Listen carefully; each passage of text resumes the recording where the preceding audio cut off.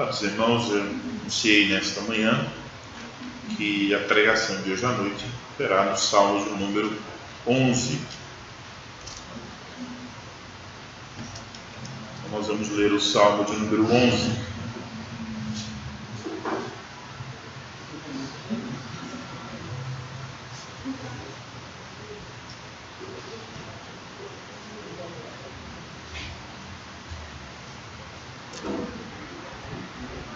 Salmo de número 11. Se diz a palavra do Senhor: ao mestre de canto, salmo de Davi. No Senhor me refugio. Como dizeis, pois, a minha alma, foge como pássaro para o teu monte. Porque eis aí os ímpios armam um arco, dispõem a sua flecha na corda, para as ocultas dispararem contra os retos de coração.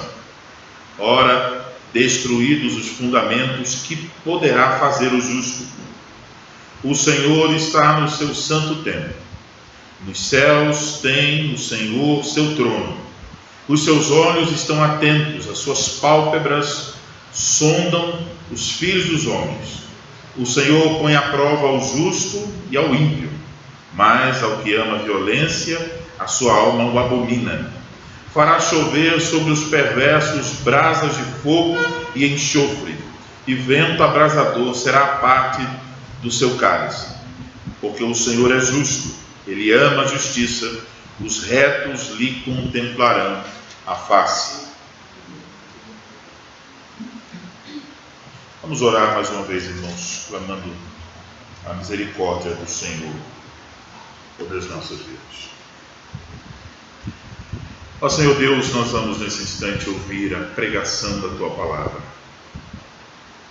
E nós sabemos que muitas coisas podem querer nos roubar nesse instante.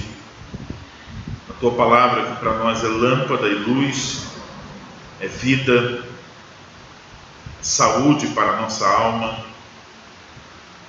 Por isso nós clamamos a Tua misericórdia para que o Senhor nos ajude. Não deixe que nada roube a nossa atenção. Não deixe que as preocupações de amanhã se interponham sobre o que ouviremos. Mas pelo contrário, que a Tua Palavra seja ouvida por nós com atenção, com cuidado, com interesse. Ajuda aquele que quer falar para que fale com clareza no poder do Teu Espírito Santo. Que a Tua Palavra produza em nós os frutos que são por Jesus Cristo, para a glória do Teu nome. Nós te oramos assim, em nome de Cristo. Amém.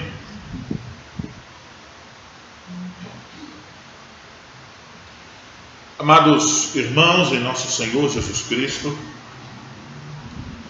eu imagino que alguns de vocês leram esse salmo hoje, talvez outros leram em algum momento do passado, quando estavam fazendo a sua leitura bíblica.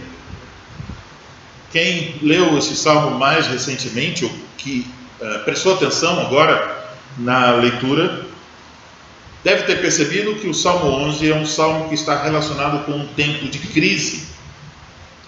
Este é um salmo de Davi, como lemos no princípio, e por isso alguns estudiosos têm sugerido que a crise mencionada neste salmo refere-se ao período em que Davi estava fugindo do rei Saul. O rei Saul queria matar Davi, ele estava fugindo pelo deserto, em muitas ocasiões sua vida esteve sob perigo. Já outros dizem que esse período de dificuldade, de crise na vida de Davi, refere-se ao tempo em que Absalão, um dos filhos de Davi, queria tomar o poder e queria também matar o seu pai, assumir o reino. Mas a verdade é que nós não temos como saber ao certo em qual tempo Davi estava passando essa crise mencionada no Salmo, que estão encorajando que ele fuja, que estão dizendo que os seus inimigos estão prontos para acabar com você. No entanto, todos os estudiosos concordam e nós, lendo a Bíblia, podemos concluir isso rapidamente.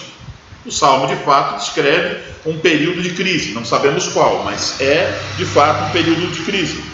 A vida de Davi estava em perigo, os inimigos queriam destruir Davi, os amigos estão dando conselhos que não são conselhos muito bons, são conselhos desanimadores.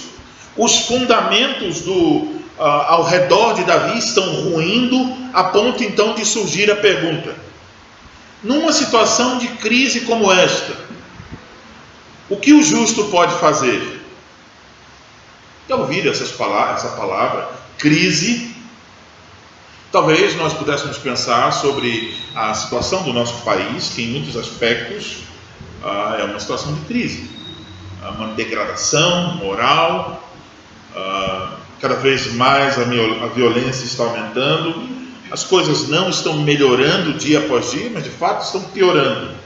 A impunidade, a injustiça, violência e imoralidade estão sempre se apresentando de formas cada vez mais evidentes. Então, os fundamentos da nossa nação, de fato, olhando pelo âmbito político, social, parecem estar prontos a ruir. Numa situação de crise assim, vivendo num país como o nosso, o que podem fazer os justos? Ou pode ser que você, ao ouvir a palavra crise, tenha pensado em outra coisa, tenha pensado nas suas próprias situações específicas da sua vida, talvez no passado, talvez no presente. Talvez agora mesmo você está vivendo um momento em que a sua impressão é de que sua vida está ruindo. E uma pergunta provável em um momento assim é: o que eu posso fazer em meio a uma crise como esta? Parece que as coisas estão desmoronando. No Salmo 11, nós temos uma resposta para essa pergunta. E por isso nós devemos voltar a nossa atenção a este salmo. E a primeira coisa que eu quero chamar a sua atenção, se você estiver com a sua Bíblia aberta, é para o fato que o salmo tem duas divisões principais. São divisões bem evidentes. Se você olhar para o versículo 1, 2 e 3, você vai perceber que nós temos aí uma descrição da crise, é onde nós encontramos os conselhos desanimadores. Fuja! Mas quando você olha para versículos 4 até o versículo de número 7, nós temos uma reação de Davi ao que estava acontecendo. Uma reação confiante e uma esperança final. E é por isso então que nessa noite eu vos anuncio a palavra de Deus sobre o seguinte tema: Deus é um refúgio em tempos de crise. Isso é o tema da pregação dessa noite. Deus é um refúgio em tempos de crise. E nós vamos ver dois pontos. O primeiro deles, vamos ver a crise experimentada pelo salmista, versículos de 1 a 3. Nesses versículos, nós tomamos conhecimento da crise que foi experimentada por Davi, e a gente fica sabendo sobre essa crise através dos conselhos que foram dados a Davi. Não nos é dito aqui de forma direta se os conselheiros que aparecem aqui falando com Davi eram amigos de Davi ou inimigos de Davi. Se nós considerarmos os versículos 2 e 3 como parte do conselho, nós chegaremos à conclusão que, apesar dos conselhos serem conselhos que não eram sábios, eles foram formulados por amigos de Davi. Então, qual é o quadro? A vida de Davi estava sob perigo. E os inimigos aqui no texto são descritos como ímpios. E esse termo aparece nos versículos 5 e 6, às vezes traduzido como perversos. Nós descobrimos então que a crise mencionada no Salmo está relacionada com aquilo que os teólogos chamam de antítese, um confronto entre os ímpios contra os justos. Os ímpios então são descritos como aqueles que amam a violência. Veja o versículo de número 5. Mas ao que ama a violência, sua alma abomina. Então os ímpios são descritos como aqueles que amam a violência. E por isso eles estavam prontos para atacar e destruir a vida de Davi. Essa prontidão para atacar e destruir a vida de Davi aparece no nosso texto através de uma metáfora. É como se Davi fosse um pássaro e os ímpios fossem os caçadores.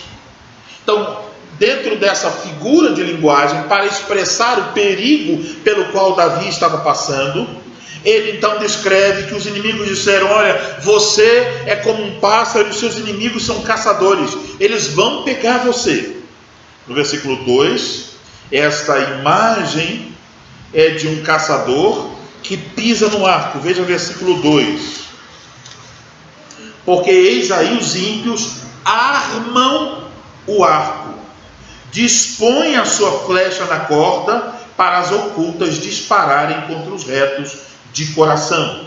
Então a imagem é de alguém, naqueles tempos, coloca o arco no chão, coloca a corda, então vai depois pegar o arco em sua mão, colocar uma flecha e ficar com a flecha apontada para o seu alvo.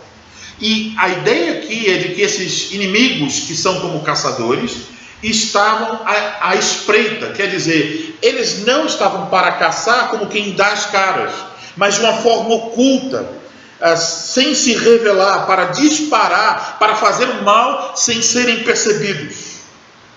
Em termos mais modernos, nós poderíamos dizer que os ímpios inimigos de Davi eram como um atirador de elite que está escondido na vegetação, pronto para atirar, a sua arma já está em prontidão, a bala está no ponto e é só puxar o gatilho. Então o que os conselheiros de Davi estavam dizendo? Olhe, Davi, você está sob a mira dos caçadores. Eles estão escondidos e eles vão acertar você. À luz desse grande perigo, qual a solução apresentada pelos amigos de Davi? A solução é esta: fuja. Assim como um pássaro, quando percebe que está em perigo, quando ele percebe a presença dos caçadores, ele foge para a montanha. Fuja, Davi, você também para a montanha. Veja o que diz. Versículo 1: foge como pássaro para o teu monte. Aqui no hebraico nós temos um plural nesse versículo. Então a ideia é que Davi não ia fugir sozinho, ele fugiria com as pessoas que estavam mais próximas a ele. Provavelmente a ideia de fugir para a montanha é a ideia de fugir para um esconderijo nas montanhas. E essa expressão, foge como um pássaro para o teu monte, ela está relacionada com um ditado popular, um provérbio daquela época, como se dissesse o seguinte: numa situação como essa, quando você já é alvo dos seus inimigos, não resta fazer outra coisa senão fugir.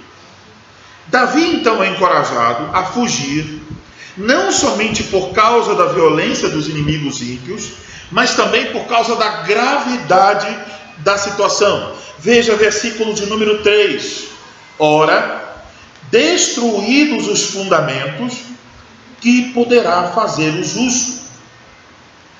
O que significa essa expressão fundamentos?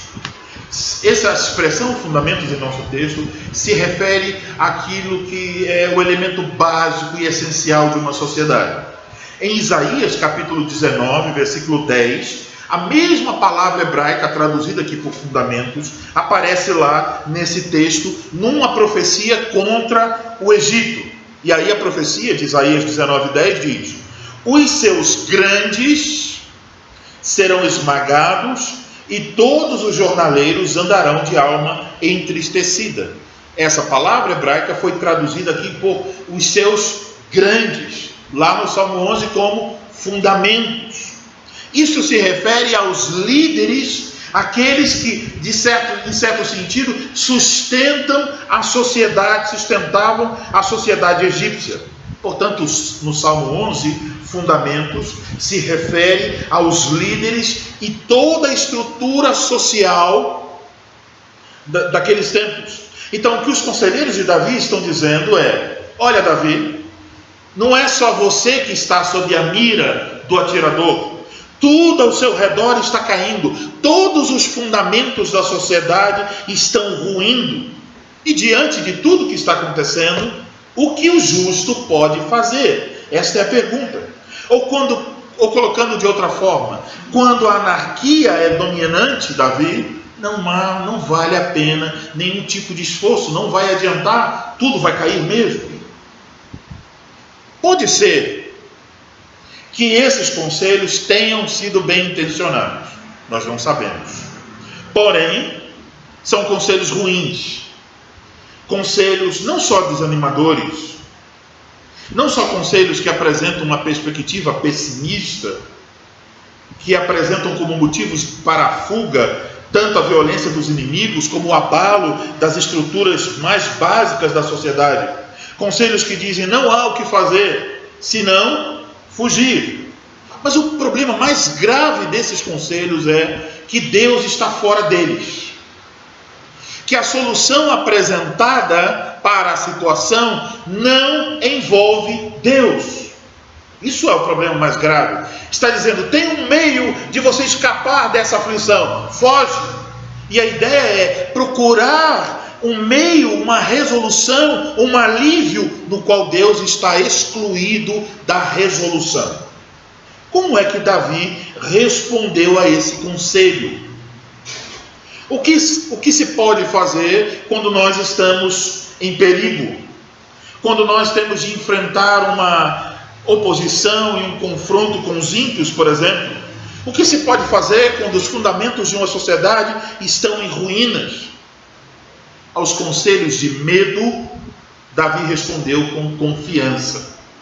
Ele rejeitou os conselhos dessas pessoas como sendo conselhos irracionais. Ele confessou que ele não precisava fugir, ele não precisava temer e ele não precisava de outro refúgio. Nesse momento de crise, Davi confessou: o Senhor é o meu refúgio.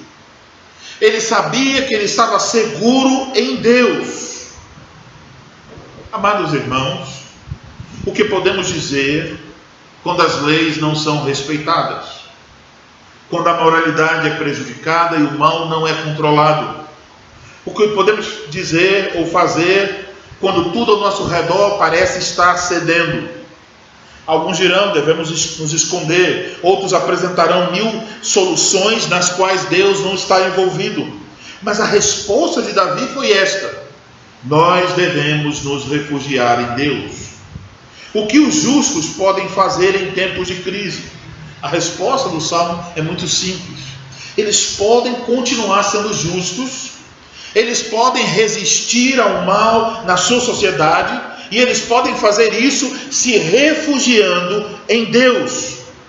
A única coisa que eles não devem fazer é fugir para longe de Deus, mas eles devem se refugiar em Deus. Então, notem, versículo 1 a 3, temos uma descrição da crise pela qual Davi estava passando. Agora, versículos 4 a 7, nós temos a confiança demonstrada por Davi.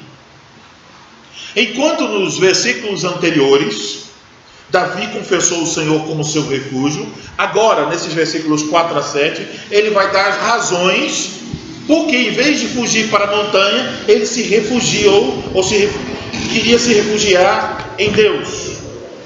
Ele está apresentando as razões para a sua confiança.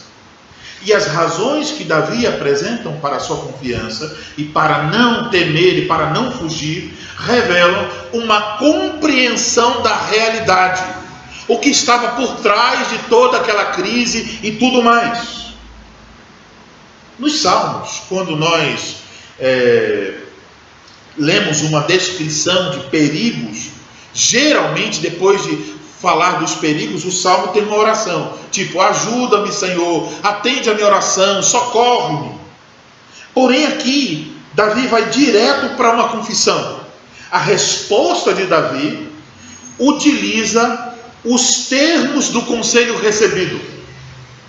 Qual foi o termo usado no conselho recebido?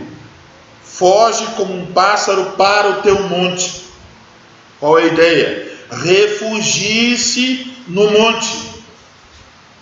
E a resposta de Davi, em resumo, é: eu me refugiarei em Deus. Não fugirei para a montanha, mas para o Senhor.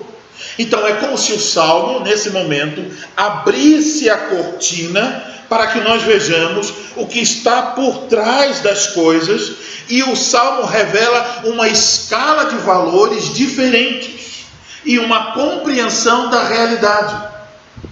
Davi então nos faz olhar para onde? Não para a terra, onde os fundamentos estão abalados, não para a montanha, mas ele nos faz olhar para o céu. O Senhor, o Deus da aliança, está no seu santo templo, diz Davi. Essa expressão, Deus está no seu santo templo, a palavra templo também pode ser traduzida por palácio. Então poderíamos também ler: Deus está no seu santo palácio. Ele está lá assentado como o rei do universo, um rei soberano, um governante sobre todas as coisas. Então, o que Davi está dizendo quando diz Deus está no seu palácio? Ele está dizendo o seguinte: as coisas não sairão como desejam os meus inimigos. Elas sairão exatamente como o Rei Todo-Poderoso, que está sentado no seu santo palácio, determinar. O que Davi está dizendo? Quem é o Rei verdadeiro? O Rei verdadeiro é aquele que está sentado no trono nos céus. Então eu não preciso temer, porque ele, se ele estava dizendo isso quando já era um rei, ele poderia dizer: bom, eu sou um rei, mas agora eu estou sob perigo e preciso de um abrigo. Mas esse rei que está nos céus, ele não precisa de se refugiar, não há nada que ele tema. E esse trono de Deus não é como a terra, cujo fundamento se abala. Esse trono de Deus é um trono que não vacila, que está firme. Então, este rei, apesar de ter o seu trono nos céus, conhece tudo o que acontece na terra. Davi diz: os olhos do Senhor estão atentos. A imagem aqui, quando diz os olhos do Senhor estão atentos, é aquela imagem que quando nós temos uma coisa que nós queremos ver, por exemplo, se você vê uma coisa escrita na parede, você quer ver os detalhes, às vezes nós fechamos um pouco os olhos para concentrar toda a nossa visão, esquecer o que é periférico e concentrar naquilo. Então, da mesma forma, o Senhor está concentrado em sua visão em direção aos homens. Então,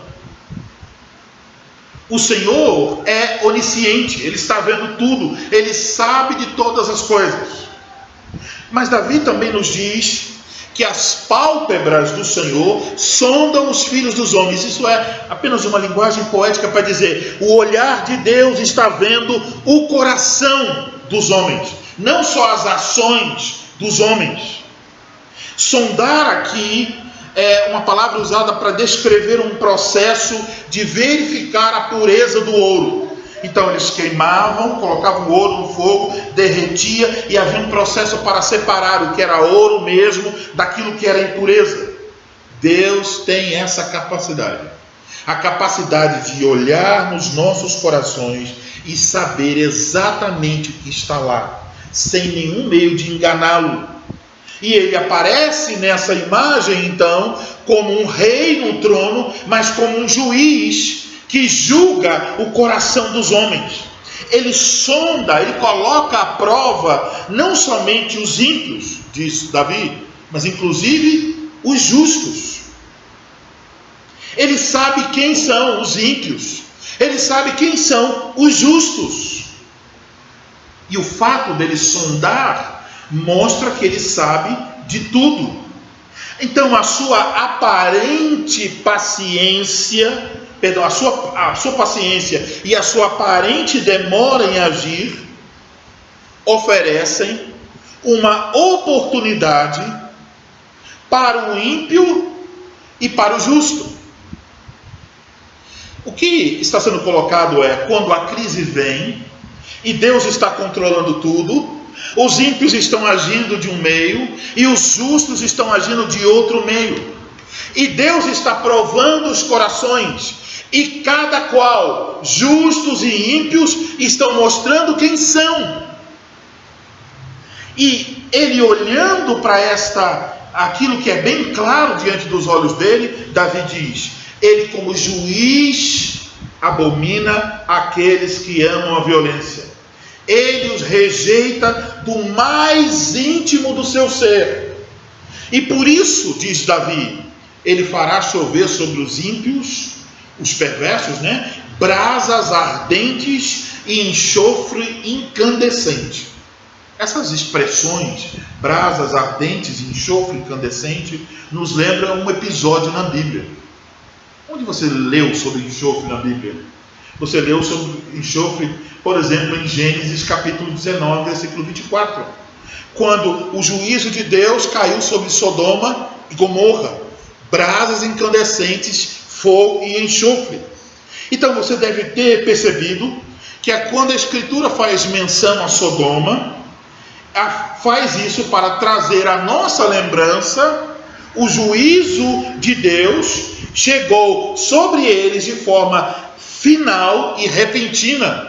Não houve mais salvação para aquelas pessoas. Só Ló foi retirado da cidade. Agora, a expressão abaixo, o vento abrasador, descreve então um vento quente, apontado aqui como a porção que cabe ao ímpio receber como parte do juízo de Deus. Então, veja, os ímpios preparavam-se para atacar Davi, e os amigos estão dizendo: Davi, a sua vida está sob perigo. Mas agora o que Davi está dizendo? Quem está sob perigo são os ímpios, porque Deus, que sonda os corações, está preparado para atacar os ímpios. Ele vai conceder a eles fogo e enxofre e vento abrasador. A ira e o juízo dele chegarão até os ímpios. Eles devem estar com medo, não eu. Então, ao medo imposto pela crise, aos maus conselhos, ao perigo iminente, Davi se sobrepõe tudo isso. Ele coloca para sobrepor todas essas coisas o quê? As perfeições do ser de Deus. Quem é Deus? O rei que se assenta no trono do universo. O que ele é? Ele é o onisciente, ele é o todo-poderoso, ele é o justo, ele é aquele que ama a justiça. Por isso, os justos que nele se refugiam podem ter a certeza de que, se refugiando nele, eles estão seguros de que o Senhor vai preservá-los. E aqui no Salmo, Davi até confessa que os justos não só serão preservados, mas que eles irão contemplar a face do Senhor. Versículo 7. Os retos lhe contemplarão a face.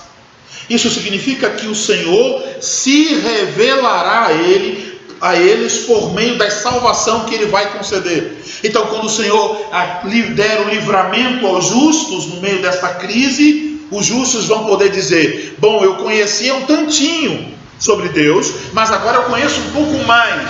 Ele se revelou a mim por meio da salvação que ele me concedeu. Mas isso também aponta para a vitória final, quando nós contemplaremos a Deus na face de Jesus Cristo.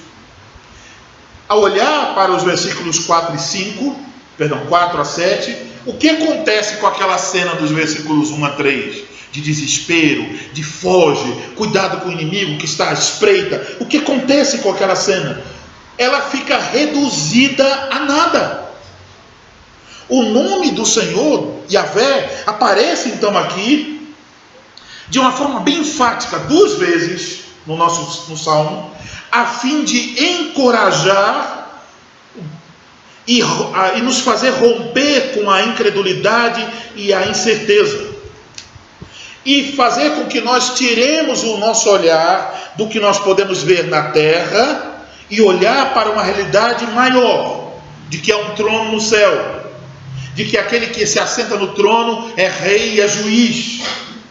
Então surge de novo a pergunta: o que pode fazer o justo? E essa pergunta pode ser respondida agora. O que pode fazer o justo? De si mesmo? Nada. Mas o justo pode confiar em Deus. O Deus que é todo-poderoso, o Deus que é justo, o Deus que é soberano, o Deus que é juiz. É assim que ele se apresenta neste salmo. E os fundamentos da terra e os fundamentos da nossa vida estão nas mãos de quem?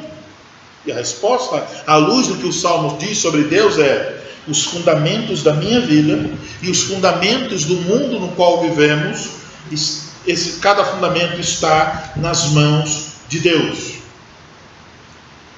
E estão firmes nas mãos de Deus. E mesmo que os fundamentos do mundo venham a ruir por causa da soberania e providência de Deus, eu tenho uma certeza: os fundamentos da minha vida não ruirão. Deus não permitirá que eu me perca de modo definitivo e final. Ele sabe, Ele tem os seus olhos sobre os homens, Ele sabe tudo o que acontece e Ele dirige tudo. Isso é uma lembrança para que quando nós estivermos em meio às nossas aflições, nós lembremos disso para contrapor a incredulidade que às vezes queremos nos entregar. Quando as coisas apertam, algumas dúvidas surgem. Uma delas: será que Deus está vendo o que está acontecendo comigo? E qual a resposta do Salmo? Ele está vendo. E a outra: será que Deus está controlando essas coisas que estão acontecendo comigo? E a resposta: sim, Ele está controlando todas as coisas em sua vida. Ele está no trono que governa o universo. Ouvindo isso, agora é útil sabermos o significado da palavra crise, a origem, a etimologia da palavra. Crise é uma palavra grega, e ela era usada pelos médicos gregos com um sentido bem particular. Quando havia um doente, depois que o doente era medicado, o doente entrava em crise. Eles usavam então essa palavra para descrever o estado do doente após o medicamento, a reação dele ao medicamento. E a crise era um sinal então de que haveria um desfecho. Então a palavra crise, o significado dela é separação, decisão, definição. Então podemos dizer que quando enfrentamos uma crise, isso revelará quem nós somos.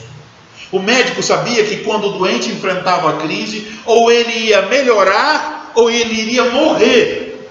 A crise traz uma definição: ele não vai continuar doente, ou ele retoma a sua saúde, ou ele morre.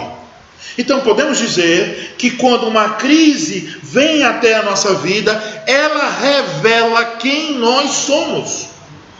Se nós confiamos em Deus ou não. Ela revela quais são os fundamentos da nossa vida, qual a disposição do nosso coração. Amados irmãos, vejam só, nós somos uma igreja reformada, uma igreja que tem vários aspectos doutrinários que nos distinguem de outras igrejas. E uma determinada vez, eu não sei se vocês sabem, mas eu fui pertencente a uma igreja pentecostal, eu fui pastor nessa igreja lá, muito atrás da minha vida, mais de 17 anos atrás. E eu comecei a aprender sobre a doutrina da eleição, da predestinação e todas essas coisas. Comecei a estudar e aprender mais sobre o Evangelho da Graça de Deus. Mas então, uma certa feita, alguém chegou para mim e disse assim: pastor, o que mudou na sua vida depois que o senhor aprendeu sobre essas doutrinas? E eu disse àquela pessoa o seguinte: eu ganhei uma Bíblia nova. Não no sentido de que não estivesse aqui, já estava aqui, lógico, todo o tempo, mas eu não podia ver certas verdades. E uma dessas verdades é a seguinte: que Deus é soberano sobre todas as coisas. Então vejam que é muito vergonhoso para nós que confessamos a fé reformada, que dizemos: Deus escolhe para a salvação aquele que Ele quer, e isso é a soberania dele. E quando Deus nos tira alguma coisa, quando Deus fecha uma porta, quando Deus nos coloca numa situação, nós ficamos achando que não é Deus, ficamos reclamando, ficamos impacientes com Deus. Ora, Ele é soberano ou não? Ele tem poder ou não? Então temos que crer naquilo que nós confessamos. Veja, todos os domingos o que dizemos quase no final do culto: creio em Deus Pai. Então já sei quem Ele é para mim, meu Pai. Mas Ele é um Pai o quê? Creio em Deus Pai todo poderoso. Se não tivesse mais nada, isso seria suficiente para nos sustentar. Só esta palavra, que Deus é nosso Pai e Ele é um Pai todo-poderoso. Então a crise evidencia quem nós somos. Se somos capazes de olhar para além dos recursos terrenos, a crise evidencia uma realidade: quem é de fato o nosso Deus, quem Deus é para nós. Então, irmãos, quando vocês tiverem de enfrentar crises, não temam, nem se desesperem com conselhos amedrontadores. Corram para Deus, refugiem-se em Deus. Ainda que os fundamentos se abalem, Deus está no trono. Ainda que os inimigos estejam na escuridão, Deus sonda o coração dos homens. Ainda que os perversos ajam impunemente, o juízo no tempo certo cairá sobre eles. Portanto, não há por que fugir, não há por que temer. Justamente aqueles que se encontram sob o julgamento do Senhor. Deus é o nosso refúgio. Agora, pensando sobre Deus como nosso refúgio, devemos nos perguntar: como Deus pode ser um refúgio para mim, se eu, como pecador, merecia exatamente o que os versículos 4 a 7 dizem: o fogo e o enxofre? Como eu, que antes era ímpio, posso ser considerado agora justo e ter o privilégio de me refugiar em Deus? E se eu puxo o fio para obter a resposta, aonde chegarei? Chegarei a um nome: o nome de Cristo Jesus, o nosso Salvador. Então vejam como o Salmo revela o Senhor Jesus Cristo. O nosso Salvador foi odiado pelos ímpios, assim como o Salmo descreve que Davi foi odiado. Os ímpios armaram armadilhas, as ocultas, para dispararem contra Cristo. Ele foi o alvo do ataque dos seus inimigos. O nosso Salvador, que sendo provado por Deus, não se achou nele dolo algum, nem pecado. Mas mesmo assim, ele foi rejeitado na cruz com quem? Com aqueles que Deus abomina, os violentos. O nosso Salvador na cruz buscou refúgio em Deus. Mas ele teve de confessar: Deus meu, por que me desamparaste? Ele experimentou na cruz o juízo de Deus contra os ímpios. Caíram sobre ele na cruz brasas de fogo e enxofre, e ele bebeu até a última gota do cálice amargo da ira de Deus em nosso lugar. Por que isso foi necessário? O Salmo responde: porque Deus ama a justiça. Cristo precisou satisfazer a justiça do Senhor, por causa de sermos pecadores, para que agora nós pudéssemos, como filhos, nos refugiar em Deus e pudéssemos contemplar a sua face. Então veja, sejam quais forem os resultados das crises pelas quais você pode passar, você pode ter a mais absoluta certeza que Deus sempre será um refúgio para você, na vida e na morte. Você nunca vai clamar e dizer: seja um refúgio para mim, e Deus vai te dizer: não, agora eu vou te desamparar. Isso nunca vai acontecer, porque Cristo já sofreu por você. Deus nunca vai desamparar você. Ele promete no Evangelho ser para você sempre um refúgio. Então, não temas, não desanime. Em Cristo Jesus, o Rei que é juiz, o justo que ama a justiça, o onisciente e o todo-poderoso, Ele é o teu refúgio, de modo que você pode ter certeza que mesmo que todos os fundamentos se abalem, mesmo que os ímpios armem seu arco, mesmo que você receba conselhos maus, mesmo que você seja fraco e limitado, Deus é um refúgio suficiente para você, ontem, hoje e para sempre. Amém.